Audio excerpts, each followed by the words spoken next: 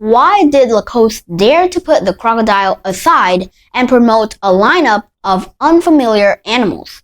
In 2018, a lot of people thought Lacoste was tired of the crocodile and just wanted something new. But in reality, this was a very calculated move. By temporarily putting away its most valuable asset, the crocodile logo that has been around for over 80 years, and replacing it with 10 endangered species, Lacoste turned a fashion item into a message that felt urgent and meaningful. The most valuable part was the idea of scarcity. The number of shirts produced matched exactly the numbers of individuals left of each species in the wild. Some species had only around 13 left, like the vaquita, and the numbers of shirts stopped at the exact number. Just hearing that already makes you feel emotional, because it's not just a product, but a warning about disappearance. This wasn't a trend for show.